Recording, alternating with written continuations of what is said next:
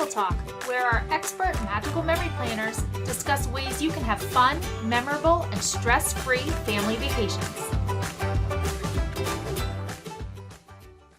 Hi, everyone.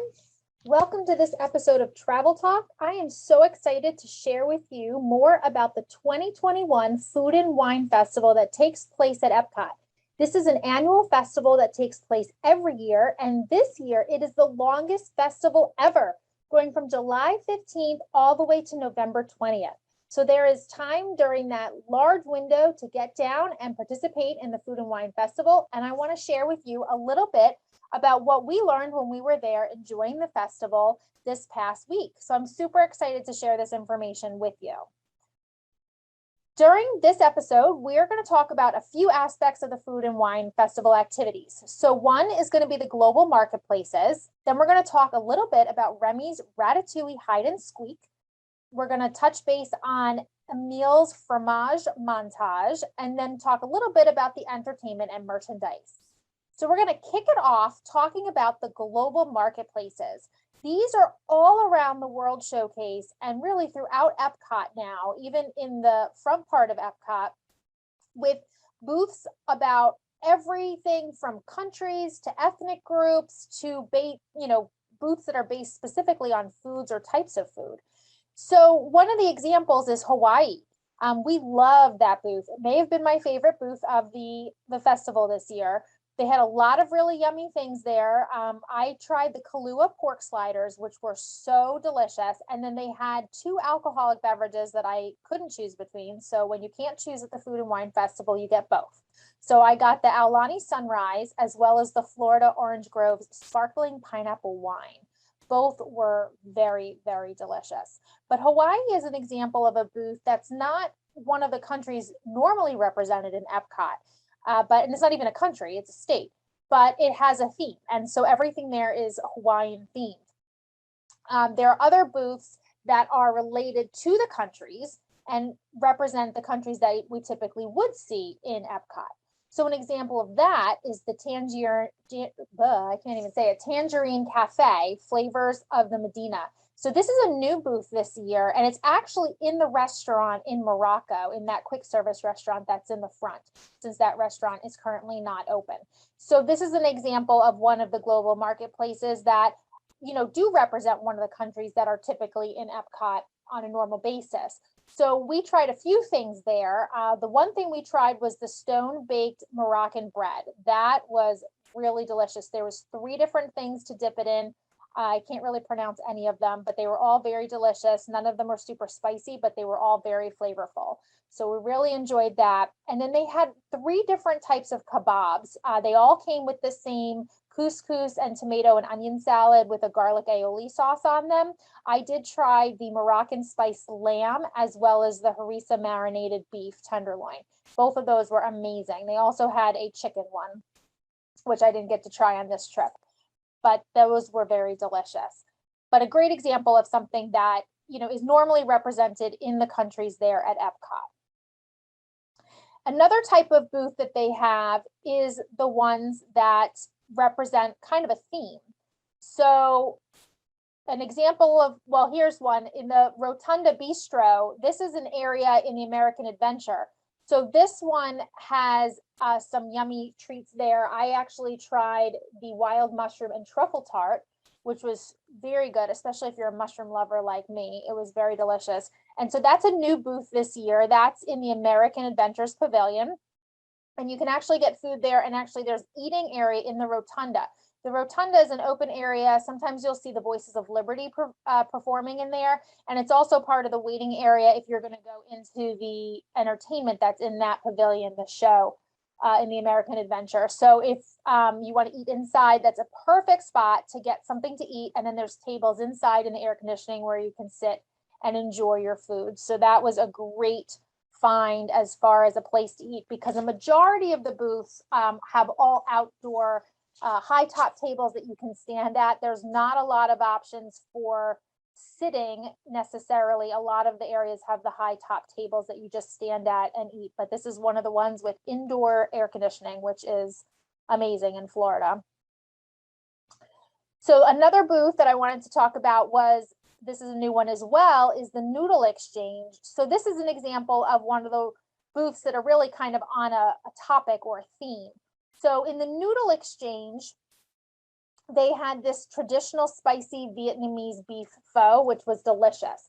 It's also one of the gluten-free options. And so throughout the festival, both in the passport, the festival passport, which is a small little book that you can get while you're there and go through all the options of what the dining options are, as well as on the signage, just like in this, if you look at the sign in the front of the Noodle Exchange that has all the menu items, there are a little green or orange G, the letter G in about an orange circle next to the title of any of the items. And that indicates that this item is a gluten-free item. So the Noodle Exchange had several gluten-free items on their menu, which is an awesome option if you are looking for something that is gluten-free. Another note that they will have that they indicate is with a little green leaf. And those are items that are plant-based. So those are items that are made without any animal meat, dairy, eggs, and honey. So truly those vegan options for you would be indicated with the little green leaf. And then some of them will also be notated with a little triangle of cheese, which indicates that this is an item from Emil's Fromage Montage, but we'll talk about that event later. So this is, you know, again, another option of one of the booths that's really on a theme, being the Noodle Exchange versus a country or an ethnic food category. Another exciting thing while we were there was we hit up the Ireland booth. So there's a bunch of booths that opened when the event started back in July, July 15th.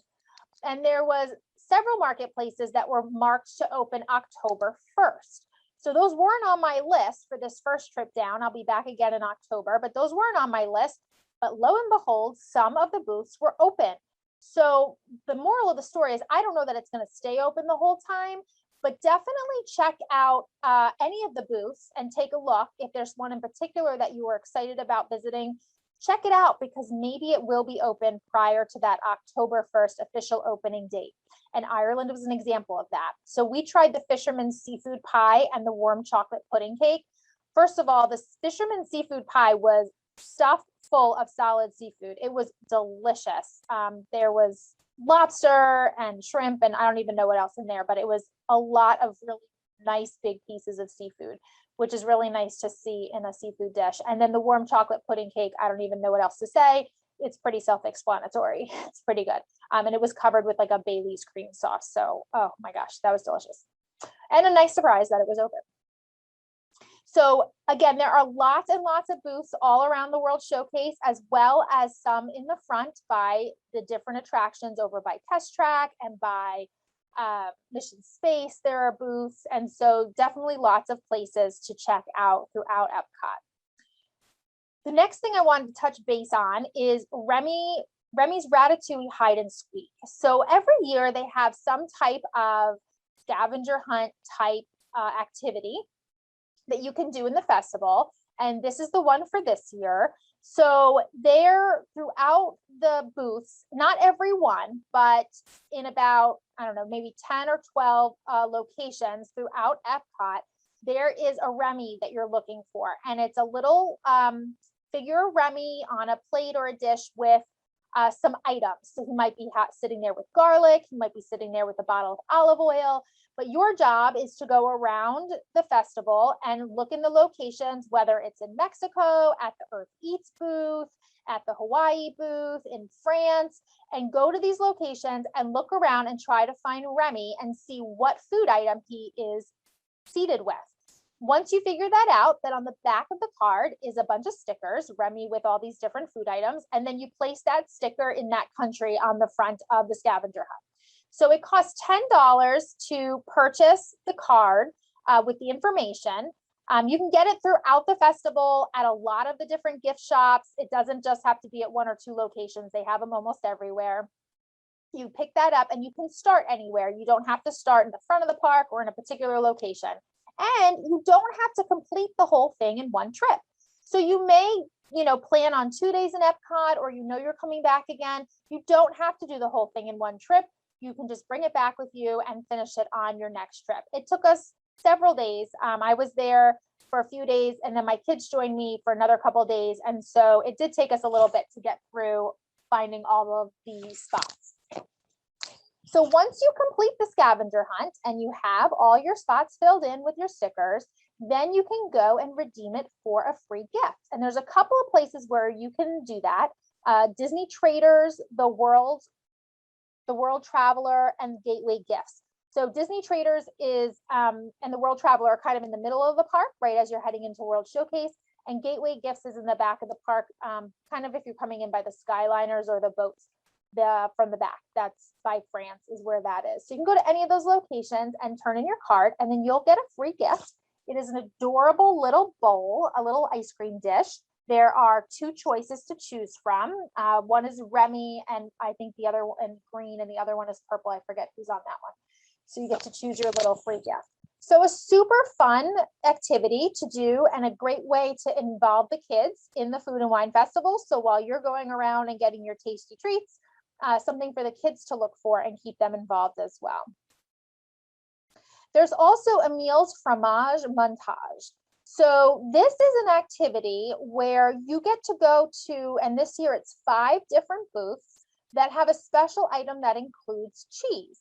And so those locations are in the back of the festival passport, all listed, as well as on the booth. The item that is included will have a little cheese wedge next to the title in the same location where you would either see the gluten-free symbol or the plant-based symbol. And so throughout the festival, and again, this does not have to be completed in one day. And in this case, it doesn't actually cost anything to participate other than the purchase of the food items. And so you would go to these 5 locations and purchase and try these 5 different dishes. And then you would be able to get your passport stamped each time you purchase one of those items, and then bring it back at the end if you've purchased all 5 of the items, and you will be able to get a free gift, which is another fun way to participate in the festival, especially if you're able to go on multiple days and get your free gift. So the 5 choices or the 5 items that you would need to purchase is the griddled cheese in Greece, an item in Germany that I'm not sure I know how to pronounce, but Schnickennudeln in Germany, and that may not be pronounced correctly. The crispy barbecue pork rinds at the Swanky Saucy Swine, which is a new booth this year. The passion fruit cheesecake in the Hawaii booth, and the corned beef corner root at the Flavors from Fire. So we did try the corned beef corner root, which was delicious from Flavors from Fire. And then we also tried the griddled cheese in Greece, which was very interesting. I wouldn't say it was bad. It was definitely interesting, something new to try. So that is how you participate in the Emil's Fromage montage. And that is kind of the basics of the festival. So there's lots of things to see and drink and taste. There's both alcoholic and non-alcoholic beverages at the booths. My kids really enjoyed the boba tea in China. And we got, all kinds of different things in the different booths to taste. They're a nice small portion. They mostly range between $4 and $6. And usually it's for one person, but 2 or 3 people could each have a bite and share it as well. If you want to try lots of items, it's nice to share your way around. The festival to participate is free. You can come into Epcot with your regular park admission. The participation in the festival is not an additional cost. You're just going to purchase the food items that you are looking to purchase and eat.